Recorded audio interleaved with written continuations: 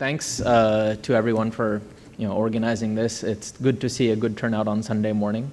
I think even the previous speaker was talking about how it's very precious weekends that everyone has. But I think it's great to get everyone together to talk about some of the latest things happening in the market. And I'll try and go through the session pretty quickly because I know we're running a little bit behind schedule.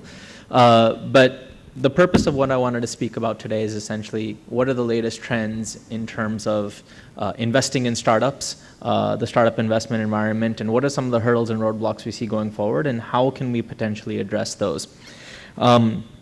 Just a quick note about my background. I am on the board of directors or board advisors of about 7 different startups right now. I was previously on the board of Paytm, and have been working with startups as well as have run my own 3 of my own startups throughout my career. So this is something which is very close to my heart and that I'm very passionate about. And even right now, Bombay Telecom, though a very old name, is actually a startup as well. So on to my 4th startup now at the moment.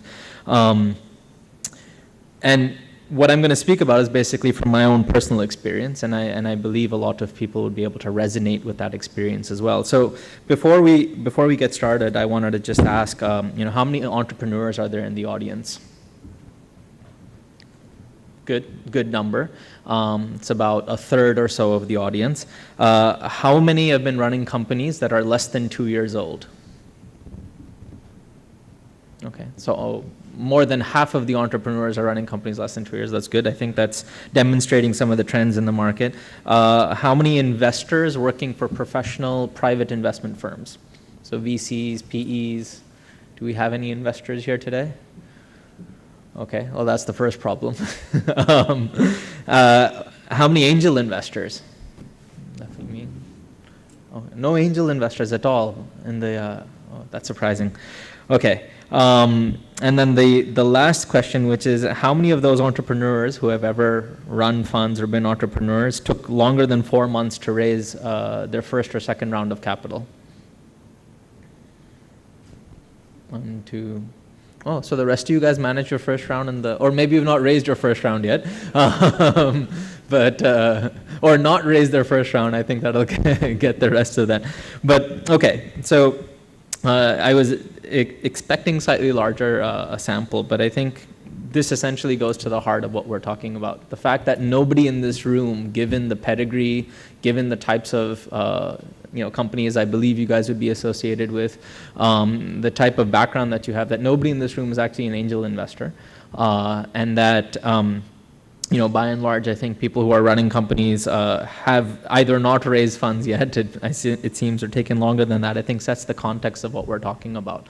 But let's take the flip side, right? So the first piece is private investment, excluding real estate in 2014, had already reached $11.16 billion. Median deal value was $3 million. Average deal value was $19.5 million. These are all calendar year 2014 numbers. In 2014, 33 India dedicated funds were launched. These are new funds, or basically funds which have exhausted their previous fund, re-topping up and raising a new fund. The aggregate value of these 33 funds was $4.8 billion.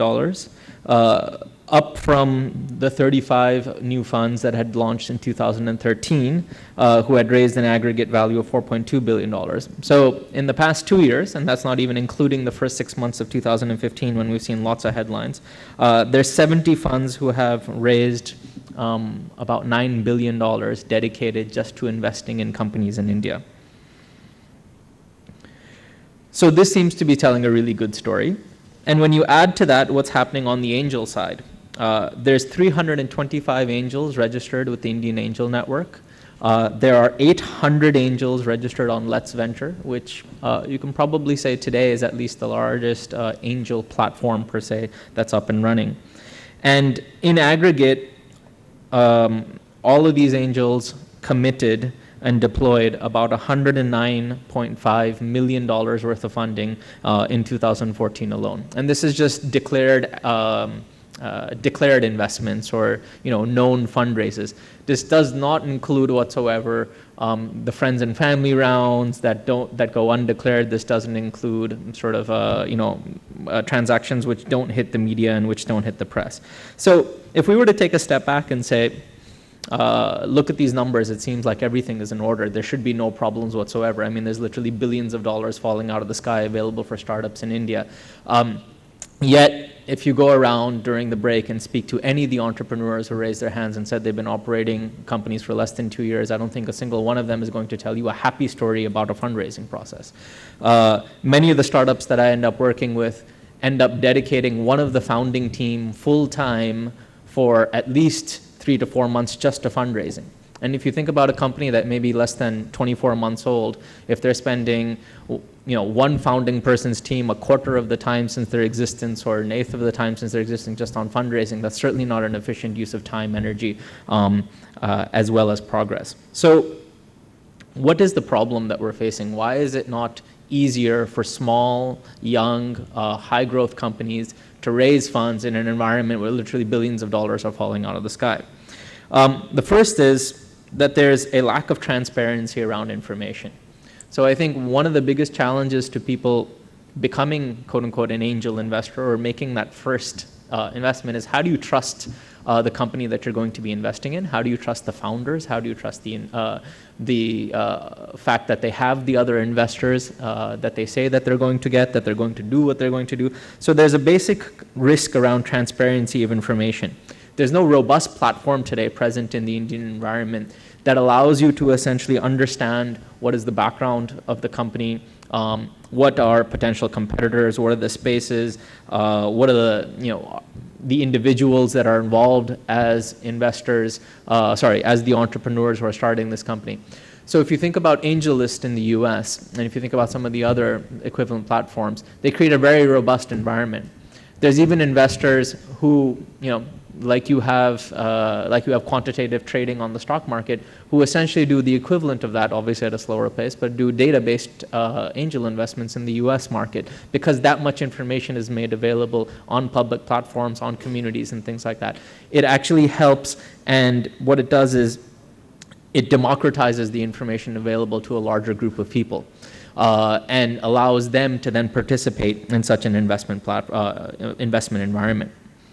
The second thing is, today we talk about total angels in India being less than 1,000, or even if you were to take the Let's Venture number of 800 and you were to say there's twice as many angels who are not on Let's Venture, or 3 times as many, you're still talking about very low triple digits. How do we get to 100,000 angel investors? If there's, and I was asking some of the colleagues earlier, let's say that if there's about 5 million registered DMAT accounts, which means that there's 5 million investors in the public markets, why couldn't we have even a small percentage of that as actual private investors? And if there were 1 lakh investors, each of them investing, say 5 lakhs in the course of an annum, that in itself is over $1 billion worth of capital which can be mobilized at the angel and seed stage, which is much more than, it's 10x the $109 million that angels capitalized last year. And therefore will have that much more impact on the entire early stage ecosystem and early stage environment. And how do you then move beyond angels to some of the larger investments? So with communication, with a platform being available, allowing communication across geographies, allowing all of these different geographic focused angel groups and investors and individuals to be able to communicate with each other, what that basically does is it helps bring the barriers down for new investors to come in. And it also bridges the gap against the larger investors. So today, very large funds are structured to realize and to bet on creating unicorns. And I think everyone would have heard that term.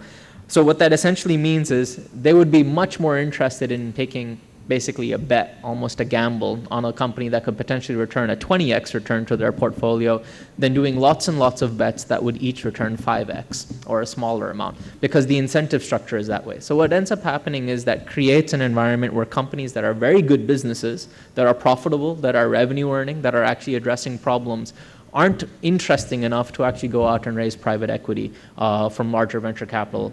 And what they end up doing is they end up getting stuck. So they'll raise that first round of funding because it sounds very interesting. And then less than 20% of them actually go on and raise the second round of funding. So what that means is the right type of capital is not available for the right type of companies at the time that they need it.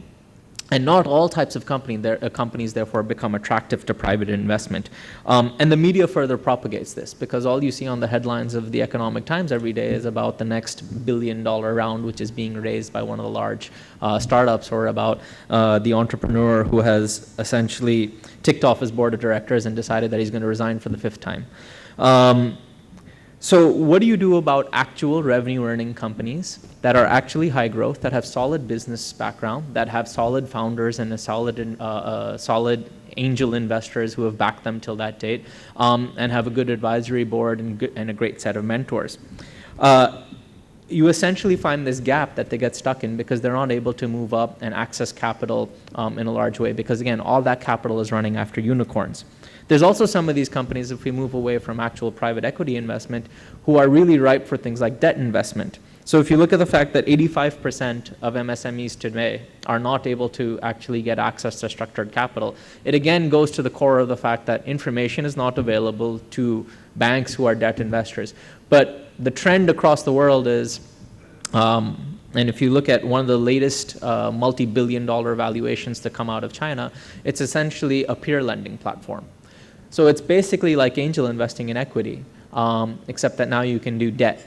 And you can do that to startups. You can also do that to individuals.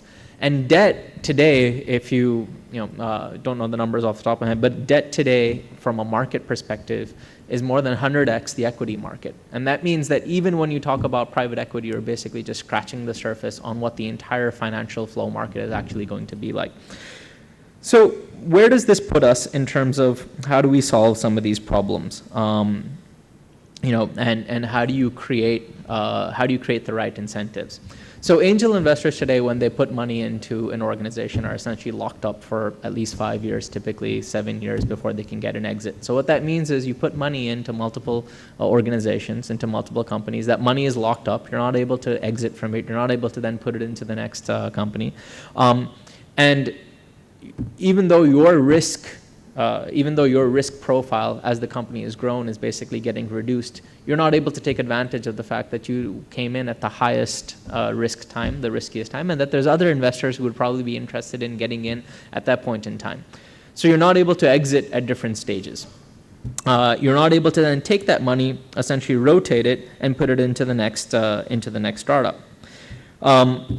Advisors and mentors are stuck with the same problem because they are there with the company since the beginning. They're essentially helping along. And then when you get to that situation where you've built a reasonably sized business, it's running well, and you need to essentially get growth capital, not the crazy amounts of capital that we're seeing, but you're getting growth capital, you're not able to access that from the market. So the solution basically is in ensuring that platforms exist for every stage of investing, and exits exist at every stage of investing. So if we think about what is happening today, either the only exits available to companies today are either very large M&A or listing on the stock exchange. Now, listing on the stock exchange has certain regulatory requirements associated with it, having to do with track record, profitability, things of that sort. The other thing is, in an M&A or in an exit or in a very large investment, most foreign organizations and funds are only interested in investing in companies that are actually incorporated outside of India. So small and medium-sized companies run into regulatory hassles where, because of rules and particular nuances associated with being incorporated in India, they have to then go through the process of flipping from India to Singapore to other places. So you end up hitting regulatory hurdles and regulatory concerns as well. You combine that with changes in ESOP rules, changes in how to treat investments as an angel investor, and basically further magnifies the problem that you're facing. So the challenge now, which I think is there with the entire ecosystem, is how do you take the emergence of alternative platforms which have come out there? So you have angel networks, you have Let's Venture and Our Ventures, which are essentially angel networks on the cloud. You have things like Kickstarter or Wishberry, which have come up, which are investment-oriented platforms, but they're basically oriented towards launching projects and launching products. We have the Government of India Fund. But all of these are not really going at the core, meeting the core of the problem, which is how do you connect investors and entrepreneurs on a more efficient, on a more information exchange, which allows you to get the type of money that you need when you need it. So for example, again, everyone in here, not a single angel investor, but if there was a slightly lower risk investment at a slightly lower stage that you guys were able to get in at, and rather than having to put up 10 lakh rupees per investment, if you could put in a lakh or even 10,000 rupees, I think most of the audience would basically take an opportunity and say, you know what, this is a high growth area that I know something about because I work in this area and this startup is doing something that makes sense. I'm willing to park 50,000 rupees for the next 3 years into that investment. But today such a platform doesn't exist. And if you take it to the next stage and say that, you know what, there's been 10 people who have been working for the past 3 years, they're going to the next round of investment. It's not going to be a unicorn. You recognize that. Not every company is. But it's still going to generate a nice 3 to 5x return over 3 years. Better than the stock market, why not? So why not put money into that? So again, such a platform doesn't allow that to happen as well. And the regulatory environment also doesn't allow it. So if you take a step back and ask a bunch of what if questions and say, what if there was a platform that could essentially gather information about startups at different stages, that could allow for transparent investment, that could allow for exits, and that could allow for those who have invested earlier to essentially say that, look, I'm done, my risk profile or my risk return profile has been met, and I'm willing to exit, and someone else who's got a lower risk profile but is willing to enter at a higher price is willing to come in and allow that exchange to basically take place. Or for entrepreneurs, for teams who join the entrepreneurs early in this stage, you know what, I've helped this company grow for the past 5 years, now I'd like to leave, I'm done, my ESOPs have vested, and I'd like to basically cash out and move on. And for an investor to come in and basically take advantage of that. So if you could create such an environment, then what it would do is basically create the right level of funding available to entrepreneurs at the right stages. So at the seed stage, you would have your friends and family round, which exists today, which is a well-known way to access capital. And then from there, you would basically go up to, yeah, exactly. So from there, you would then move up from a friends and family round to, say, a seed stage round on a platform. Move that to a second round, a second stage, a larger available mezzanine sort of round, so to speak. And then eventually move to this new SEBI platform, which has been announced, which allows you to essentially list, quote unquote, publicly, but without having to go on the big boards, and then finally to the big boards. So you get this seamless end-to-end journey that an entrepreneur or an investor can essentially take throughout the life and the growth of that organization, allowing for timely exits, allowing for information to be made available, allowing for actually people to enter and exit at the time that they wish. So I think this future ecosystem is it's not a dream. There's a lot of people working on different elements of this. I mentioned some of the platforms earlier that are working on some of the, say, institutionalizing angel investment. One of the companies I've invested in, Grex, which is present here today, is working on creating that information exchange as well as that transaction platform.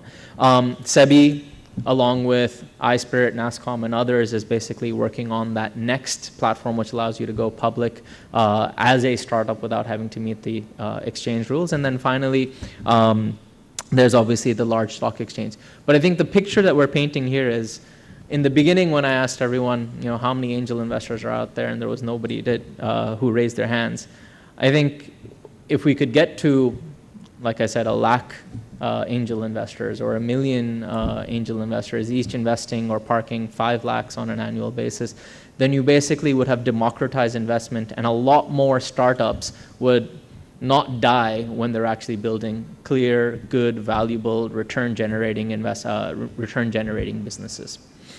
Great. Thank you. So I'm going to open this up to questions now.